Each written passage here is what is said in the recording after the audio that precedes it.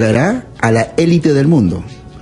Y lo estamos preparando. Si ustedes se dan el contexto mundial, se dan cuenta que América Latina es el lugar de la paz en estos momentos. En este momento, ¿no? Sí. El lugar más tranquilo. Más tranquilo. Es cierto, doctor Gutiérrez. Luego voy a presentar al doctor, viene un psiquiatra infantil extraordinario.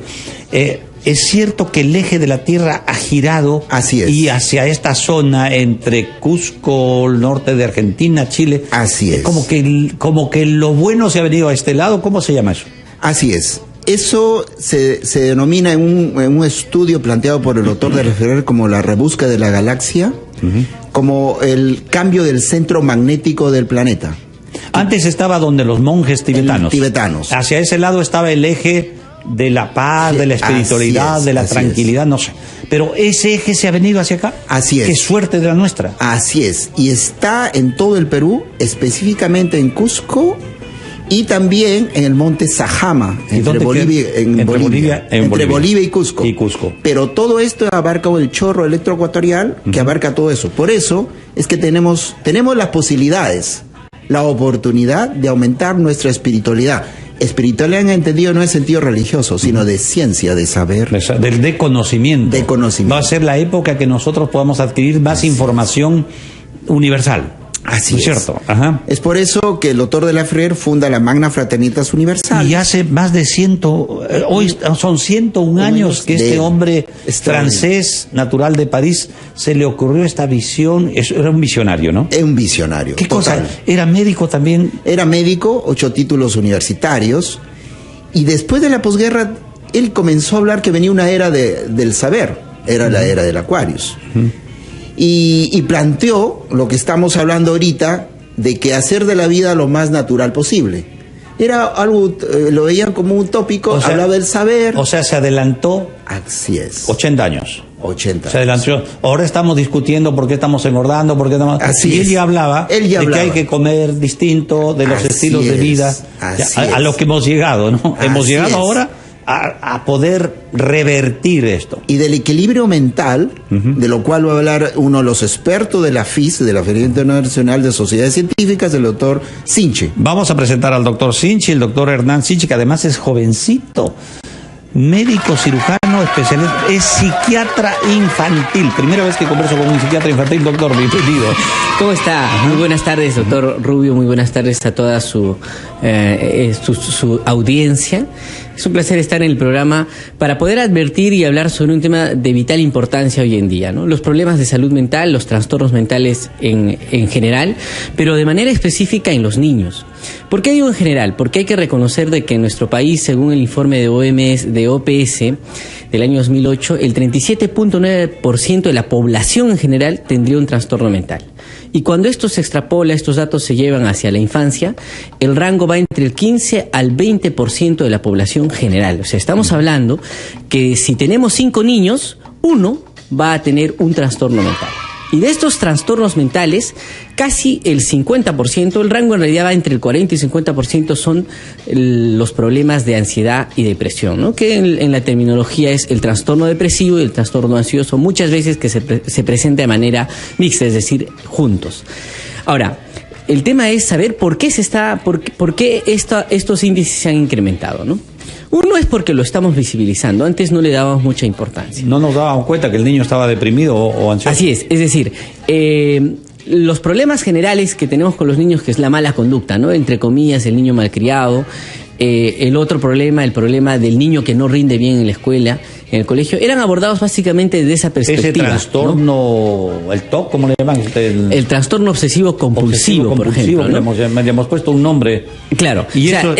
hay una serie de problemas generales que vamos a identificar como conductas inadecuadas, pobre rendimiento escolar, abandono escolar, conductas disruptivas, etcétera, van a ser interpretados desde la perspectiva médica.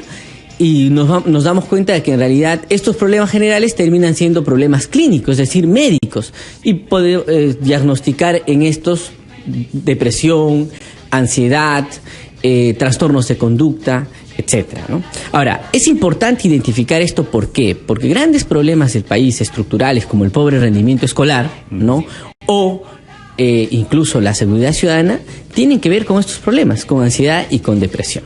Ahora, ¿por qué estos problemas de ansiedad y depresión han incrementado? Es porque nuestro estilo de vida, la dinámica social, ha cambiado rotundamente en los últimos 30 años en nuestro país, ¿no? ¿En qué sentido es ese cambio, nuestra nueva forma de...? En términos sencillos, ¿no? Por ejemplo, el tiempo que pasan los padres con sus hijos cada vez es menor. O sea, nuestra gran búsqueda del dinero y del trabajo y de la forma distinta ha hecho que nos separemos de nuestros hijos en el hogar. Y ahora nos estamos separando más con los medios masivos de los celulares, esta forma cibernética de vivir en el bolsillo. O sea, estás junto de una persona pero muy distante de conversar. Es un fenómeno que nos ha separado tanto de que en una misma mesa suele pasar de que estamos conversando con alguien sin entablar un contacto visual adecuado, sin sonreírle, ya ni qué decir del contacto físico, ¿no? Eso ya se ha empobrecido mucho más. Pero a la vez estamos con el celular o con el tablet.